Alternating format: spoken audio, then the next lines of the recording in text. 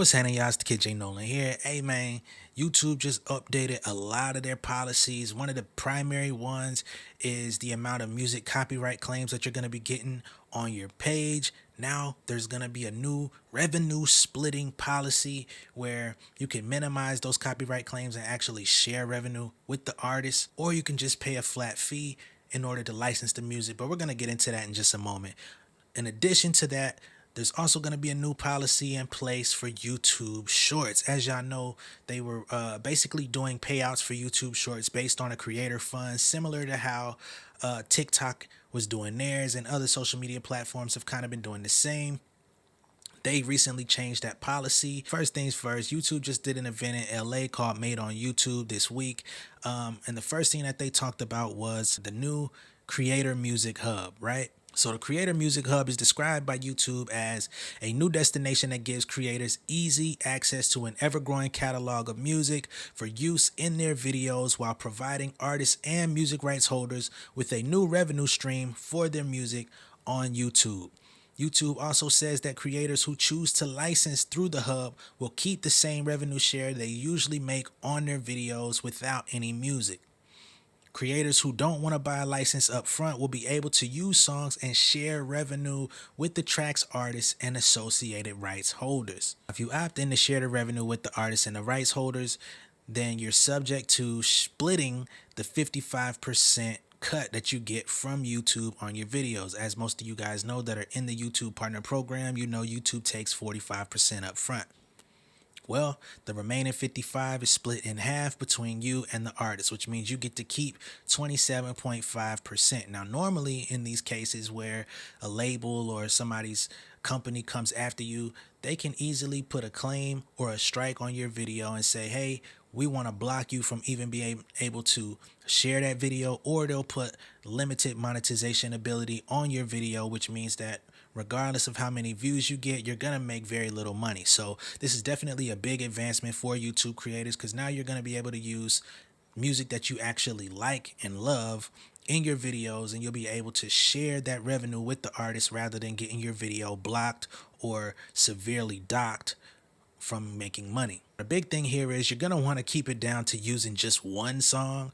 Otherwise, if you use two songs, then the share goes down to 18.3%, right? So you're going to deduce your money if you start racking up on using multiple songs in your videos. If you got a track that you really like and you want to use the instrumental version or whatever the case you want to do, make sure that you loop it up twice depending on how long your video is.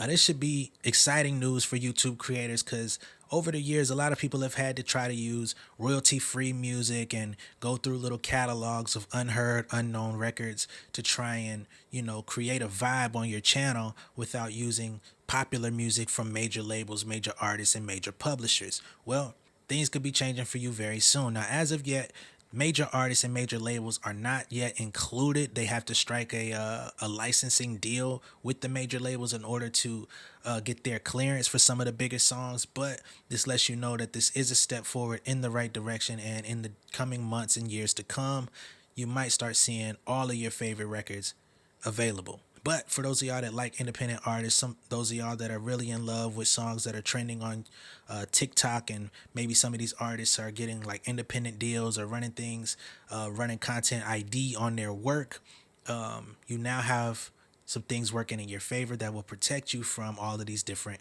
copyright claims. So Billboard reports that as of yet, YouTube has struck deals with more than 50 labels, publishers, and distributors,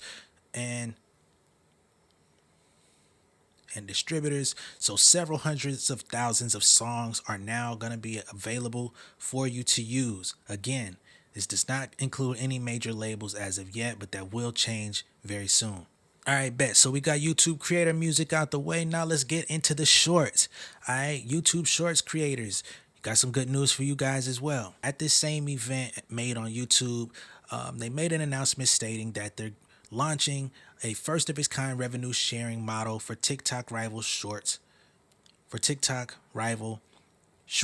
Right? So beginning early 2023, YouTube says that it will be moving away from a fixed fund and doubling down on what it says is a unique revenue sharing model for the Shorts platform for both current and future YouTube partner program creators. All right, YouTube says that every month revenue from ads that run between videos in the Shorts feed will be added together and used to reward Shorts creators and help cover costs of music licensing. According to YouTube, the overall allocated amount that's going to creators will be 45%, right? So it's going to be the inverse of the standard YouTube partner program where creators get to keep 55% and YouTube takes 45%. In this case, with the Shorts, YouTube will keep 55% and the Shorts creators will get 45.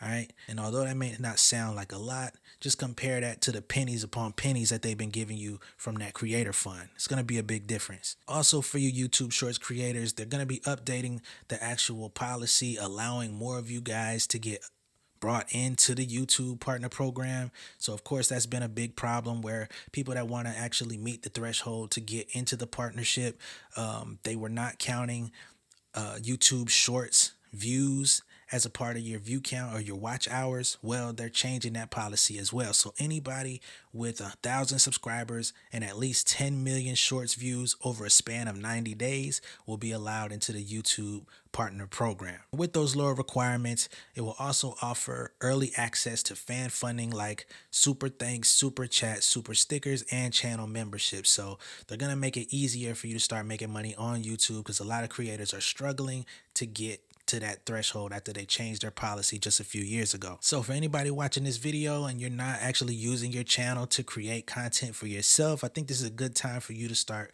figuring out how to do so, man. It really doesn't make any sense to be a viewer on YouTube and not have some type of channel going for yourself. YouTube has paid out over $50 billion to creators since 2007. That number is only going to increase, and it looks like that number is going to double much faster this time around than it did the first time because now their main emphasis is paying the creators that are getting the views on the platform. So I don't care if you do custom shoes, you know what I'm saying, you got a merch brand, if you selling education, if you thrift and resell, if you're doing Nike sneaker app binges, whatever it is that you do, whatever your specialty is, you might want to go ahead and capitalize on getting your channel up and running so that you can make some bank too, man. It really doesn't make sense to be clocking in at a 9 to 5 every day and not have no money coming in on the side, especially money on the side that could eventually take over what you're making from your job. You feel me? So